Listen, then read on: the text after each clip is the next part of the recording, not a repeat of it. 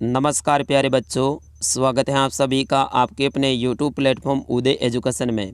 बात करेंगे इस वीडियो में कक्षा 8वीं की आगामी बोर्ड परीक्षा की दृष्टि से इम्पोर्टेंट आपके गणित विषय के पेपर के बारे में, जो कि काफ़ी इम्पोर्टेंट रहने वाला है। और विद्यार्थियों, इस पेपर में से कई सारे प्रश्न हैं आपके एग्ज़ाम में सीधे ही पूछे जाएंगे, तो बिल्कुल आपका एग्ज़ाम में बेहद नज़दीक है।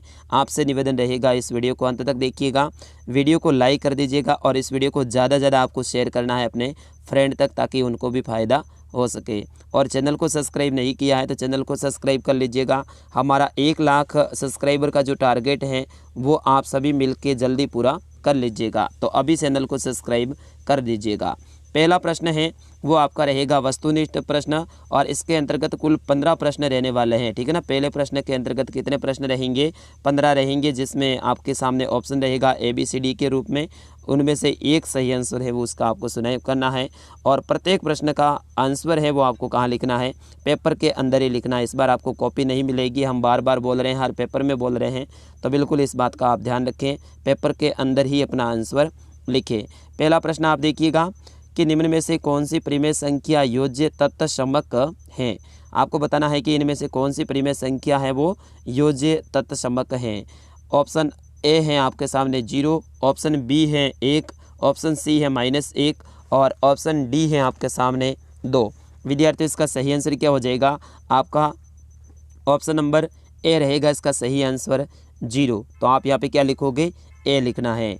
देखिएगा, इसी का दूसरा है आपके सामने कि -5 का गुणात्मक प्रतिलोम है वो क्या होगा।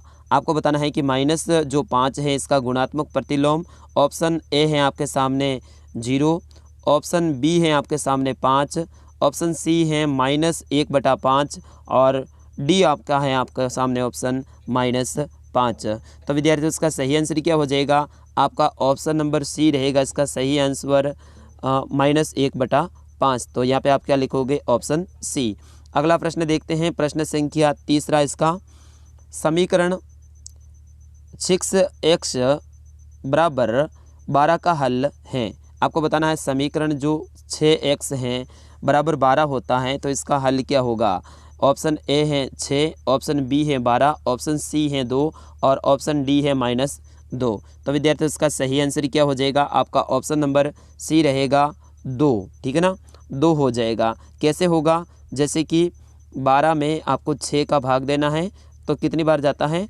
2 बार जाता है, तो इसलिए आपका क्या हो जाएगा? आपका ऑप्शन सी रहेगा। अगला प्रश्न है, समीकरण 2x - 3 बराबर 5 में सर कौन सा है? आपको पता है ना, चर और अचर वाली संख्या।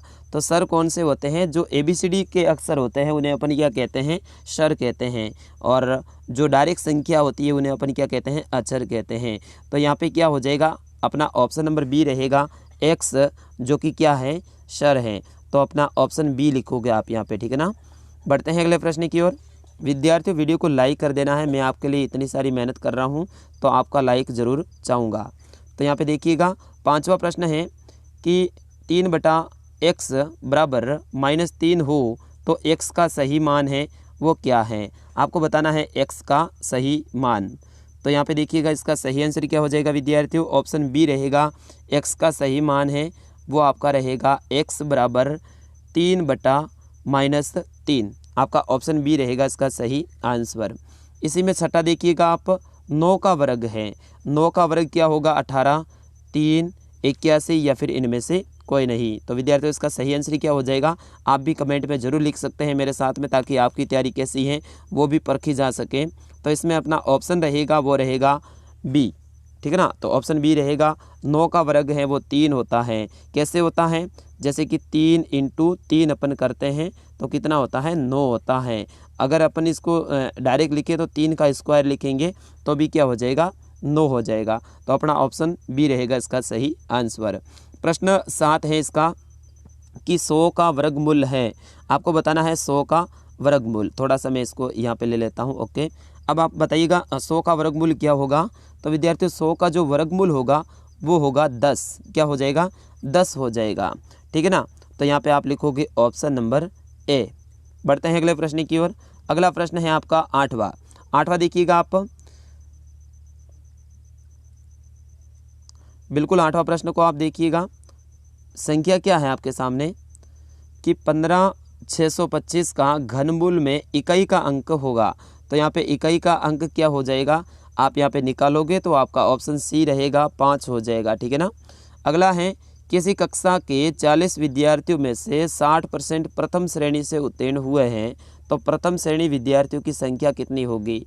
40 विद्यार्थी हैं कुल, उनमें से 60% है ना विद्यार्थी वो प्रथम श्रेणी से उत्तीर्ण हुए हैं, तो वो कितने विद्यार्थी हैं, 20 होंगे, 24, 28 या फिर 32। तो विद्यार्थियों 9 का सही आंसर क्या हो जाएगा अपना, ऑप्शन नंबर बी रहेगा, 24 विद्यार्थी। कितने विद्यार्थी है वो प्रथम श्रेणी से पास हुए हैं, 24। तो अपना हो जाएगा ऑप्शन नंबर बी। अगला प्रश्न देखिएगा आप यहाँ पे, प्रश्न संख्या 10। प्रश्न संख्या 10 ये कहता है कि x की घात -4 का गुणात्मक प्रतिलोम है, वो क्या होगा। तो बिल्कुल इसका गुणात्मक प्रतिलोम आपको लिखना है। तो गुणात्मक प्रतिलोम क्या हो जाएगा, इसका हो जाएगा अपना ऑप्शन नंबर सी में दे रखा है 16, तो 16 हो जाएगा। ठीक है, क्या हो जाएगा इसका सही आंसर, ऑप्शन नंबर सी में दे रखा है 16। आगे देखिएगा, प्रश्न संख्या 11, थोड़ा सा नीचे ले लेता हूँ इसको। ओके, हाँ अब देखिएगा, प्रश्न 11 है कि कोष्टक बंद 12 डिग्री का मान क्या होगा। तो बिल्कुल इसका सही आंसर क्या हो जाएगा अपना, ऑप्शन नंबर बी रहेगा, 1 हो जाएगा। ठीक है, प्रश्न संख्या 12 है, इसका आप देखिएगा, 12x, 36 का सार्वगुणनखंड है। आपको बताना है 12x का और साथ ही 36 का है ना सार्वगुणनखंड है, वो क्या हो जाएगा। तो इनमें आप देखोगे सार्वगुणनखंड तो क्या 12 होगा, 12x होगा, 3 होगा या फिर 36 होगा। तो विद्यार्थियों अगर आपको आंसर आता है तो आप भी फटाफट कमेंट में लिख दीजिएगा, बाद में मैं बताता हूँ इसका आंसर क्या हो जाएगा। इसका सही आंसर ऑप्शन ए हो जाएगा, 12 ए हो जाएगा। कैसे होगा देखिएगा, 12 में 12 का भाग भी जाता है, उसी तरह से आप देखोगे तो 36 में भी 12 का भाग जाता है। तो इसमें सही आंसर अपना क्या हो जाएगा, यही हो जाएगा अपना ऑप्शन नंबर अ 12। अगला देखिएगा, इसका 13वां प्रश्न है कि चित्र में दिया गया आलेख कौन सा है। यहाँ आप देखिएगा ये चित्र दे रखा है, इसमें आलेख है, ये कौन सा है। तो अपन को पता होगा कि ये दंड आलेख है, इसको अपन क्या कहते हैं, दंड आलेख कहते हैं। तो अपना ऑप्शन ए रहेगा इसका सही आंसर। अगला प्रश्न देखिएगा 14वां, संख्या 10x या फिर 10 गुणा 5 प्लस 6 का सामान्य रूप है। यानी इसको हल करेंगे तो अपने सामने संख्या क्या आएगी, यही तो बोल रहा है ये। तो यहाँ पे देखिएगा 10 गुणा 5, तो 10 गुणा 5 करते हैं तो कितना हो जाता है, 50 हो जाता है। 50 के बाद में क्या है, 6 है, तो 6 जोड़ दीजिएगा, अपना 56 सही आंसर रहेगा, जो कि ऑप्शन बी में दे रखा है। बिल्कुल ईजी है विद्यार्थियों ये तो। और लास्ट प्रश्न है इसका अवसर के रूप में 15वां, कोई संख्या 10 से विभाजित होती है तो यदि उसमें क्या होगा, संख्या के अंकों का योग 10 होगा, या फिर संख्या में इकाई के स्थान पर 0 वो 5 हो, संख्या में इकाई के स्थान पर सम संख्या हो, और संख्या में इकाई का अंक 0 हो। तो देखिएगा पहला ऑप्शन तो अपना कट जाता है क्योंकि 10 नहीं हो सकते हैं। फिर उसके बाद में संख्या की इकाई स्थान पर 0 या 5 हो, ये भी ऑप्शन कट जाएगा। और ऑप्शन सी है कि इकाई के स्थान पर सम संख्या हो, ये भी कट जाएगा। तो अपना सही क्या हो जाएगा, ऑप्शन डी रहेगा, संख्या के इकाई स्थान पर जो अंक है ना वो 0 होगा, तो वो 10 से विभाजित होगा। तो अपना ऑप्शन डी रहेगा इसका सही आंसर। बढ़ते हैं विद्यार्थियों अगले प्रश्न की ओर। अगला प्रश्न देखिएगा, यहाँ पे है आपके सामने दूसरा प्रश्न है, और दूसरा प्रश्न बेहद ही इंपॉर्टेंट है विद्यार्थियों। ऐसा ही प्रश्न आएगा और आपको अपने पेपर में भरना, मैं बार बार बोल रहा हूँ। तो प्रश्न क्या है, कोष्टक में दिए गए सही उत्तर का चुनाव है वो रिक्त स्थान में आपको करना है। तो देखिएगा रिक्त स्थान में आपको भरना है। यहाँ पे पहला रिक्त स्थान क्या है कि -2 से बड़ी परिमेय संख्या है, -3 या फिर 0। तो -2 से बड़ी जो परिमेय संख्या है विद्यार्थियों वो हो जाएगी आपकी 0। क्या हो जाएगी, 0 हो जाएगी। ठीक है, और छोटी पूछ ली जाए तो अपना 3 होता, लेकिन यहाँ पे बड़ी पूछा है तो अपना हो जाएगा 0। दूसरा देखिएगा, x से 5 से अधिक हैं, x से और 5 से अधिक हैं, तो क्या अधिक है इसमें आप बताइएगा। बिल्कुल दूसरे में अगर आपको आंसर आता है तो x + 5 हो जाएगा। क्या हो जाएगा, x + 5, जो कि अपने फर्स्ट ऑप्शन में दे रखा है ये वाला। फिर इसमें देखिएगा तीसरा, वर्ग में विकर्णों की संख्या खाली जगह होती है। तो वर्ग में विकर्णों की संख्या कितनी होती है, तो तो होती है 2। कितनी होती है विद्यार्थियों? 2 होती है। यहाँ पे 2 दे रखा है, 2 भर देना है। इस तरह से आपको पेपर में भर के आना विद्यार्थियों। अगर आप नहीं भरेंगे तो आपको नंबर नहीं मिलेंगे, क्योंकि पेपर वापस जाएगा और पेपर को चेक करके ही आपके जो अंक है वो दिए जाएंगे। 272 के वर्ग में इकाई का अंक खाली जगह होता है। तो 272 में वर्ग में जो इकाई का अंक है विद्यार्थियों वो क्या होता है? तो बिल्कुल बताइएगा आप भी, मैं थोड़ा सा वेट कर लेता हूँ, देखते हैं आपको कितना आंसर आता है। तो इकाई का अंक क्या हो जाएगा? 4 हो जाएगा। तो यहाँ पे आप लिखोगे 4। बढ़ते हैं अगले प्रश्न की ओर। थोड़ा सा मैं इसको ऊपर ले लेता हूँ। ओके, हाँ, 5वां देखिएगा, इसका वेरी इंपॉर्टेंट है कि 50 का 50% का मान होता है। तो 50 है तो उसका 50% कितना होगा? तो अपन को पता है कि 50 का अपन आधा कर लेते हैं। डायरी करेंगे तो क्या करेंगे? आधा कर लेंगे तो 25 हो जाएगा। तो यहाँ पे आप लिखोगे 25। अगला प्रश्न देखिएगा। अगला प्रश्न ये है कि 7x - 42 का गुणनखंड खाली जगह होता है। तो इसमें क्या हो जाएगा? तो यहाँ पे हो जाएगा 7 को कॉमन ले लीजिए आप, फिर उसके बाद में कोष्टक कर लीजिए, फिर उसके बाद में x, फिर उसके बाद में -6 कर दीजिए। ये आपका सही आंसर रहेगा। तो 7 कोष्टक, फिर उसके बाद में x - 6, फिर कोष्टक बंद, जो कि यहाँ पे दे रखा है, ये आपका सही आंसर रहेगा। अगला है कि मूल बिंदु के निर्देशांक खाली जगह हैं। तो मूल बिंदु के निर्देशांक हैं वो क्या है, ये आपको बताना है। तो मूल बिंदु के निर्देशांक है वो 0, 0 होता है, जो कि यहाँ पे दे रखा है। इसका 8वां देखिएगा आप। संख्या 132 के अंकों को उल्टे क्रम पलटने पर बनने वाली संख्या है वो क्या होगी? तो इसको अपन उल्टे क्रम में पलटेंगे तो सही संख्या क्या हो जाएगी? 2 3 1। क्या हो जाएगी? 2 3 1। तो यहाँ पे आप लिखोगे 2 3 1, जो कि यहाँ फर्स्ट में दे रखा है। अगला देखिएगा।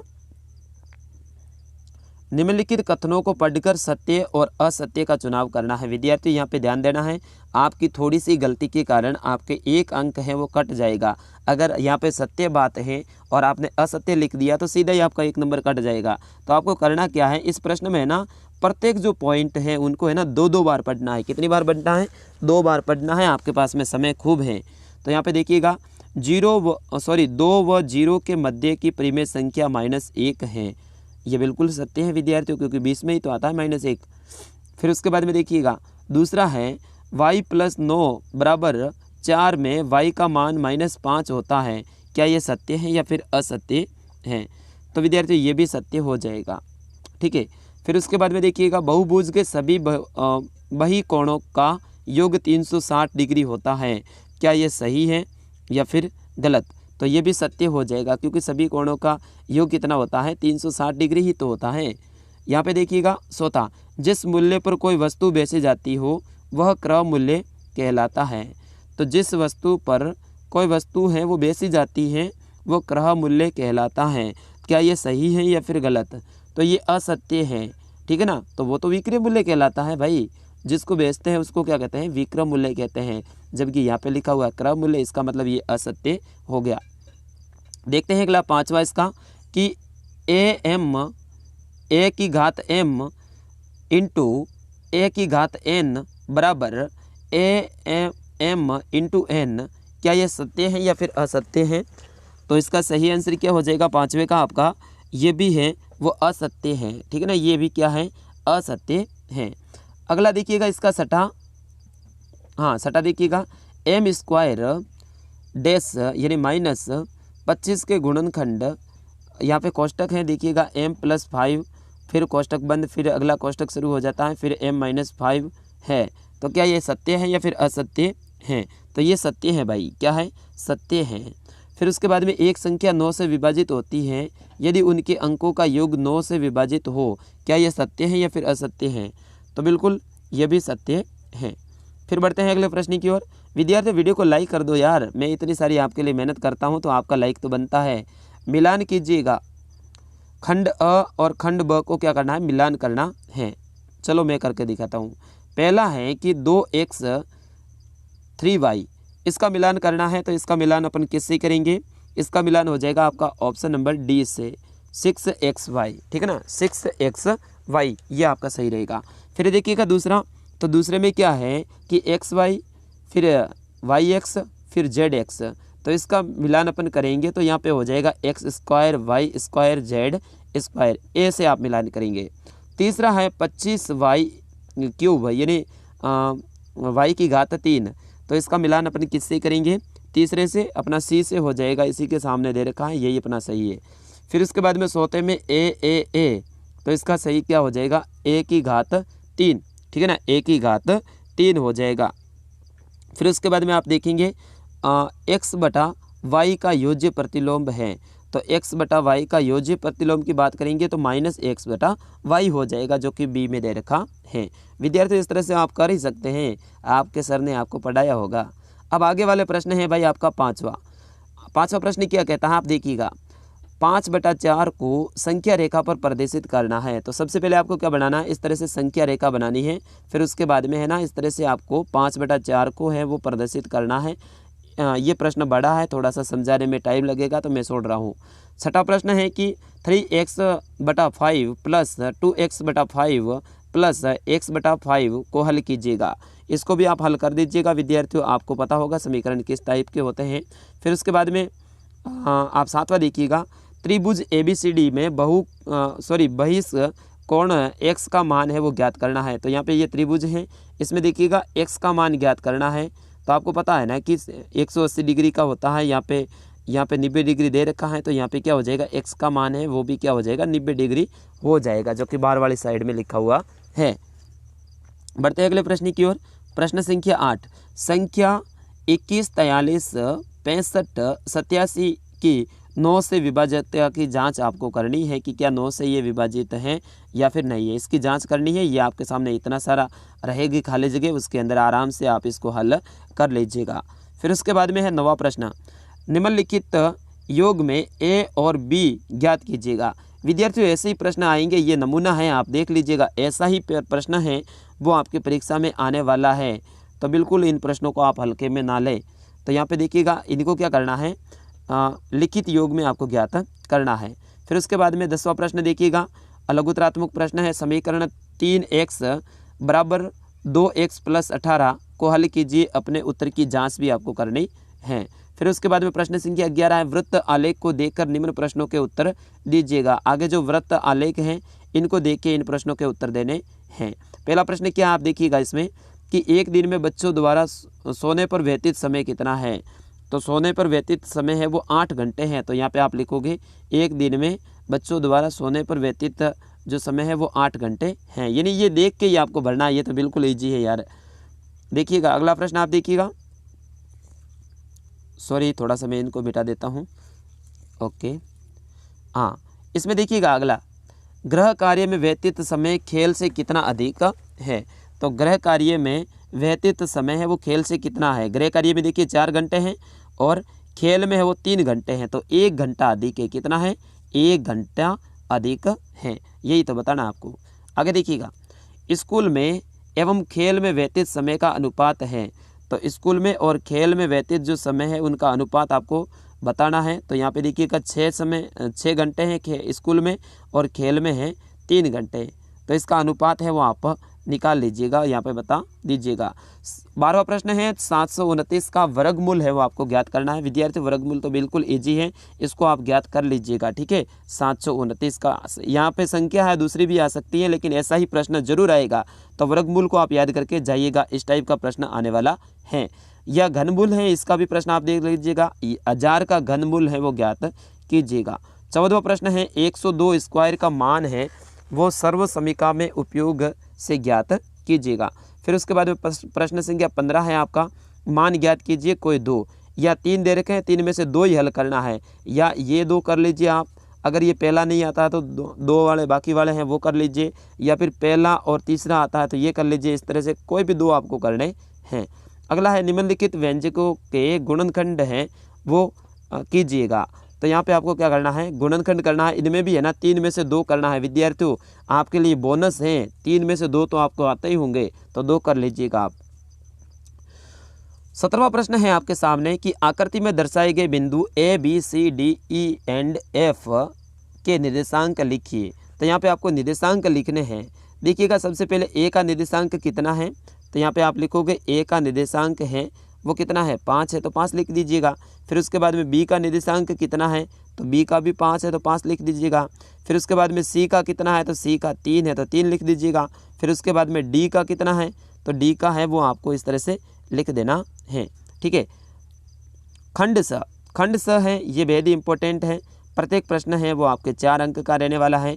तो निम्न आकृतियाँ GUNS और RUNS समांतर चतुर्भुज हैं। ये दोनों देखिएगा समांतर चतुर्भुज है। X तथा Y ज्ञात कीजिए, लंबाई cm में है यानी सेंटीमीटर में है। अगला प्रश्न देखते हैं। प्रश्न संख्या आपका रहेगा 19वां। निम्नलिखित सूचना को दर्शाने वाला एक पाई चार्ट खींचिए। यह सारणी व्यक्तियों के एक समूह द्वारा पसंद किए गए रंगों को दर्शाती है। तो आपको पाई चार्ट याद कर लेना है विद्यार्थियों, पाई चार्ट को याद कर लेना है क्योंकि आपके एग्जाम में आने वाला है, ये फिक्स है। ठीक है ना। या फिर किसी विभागीय स्टोर पर खरीदारी करने आए व्यक्तियों को इस तरह अंकित किया गया है।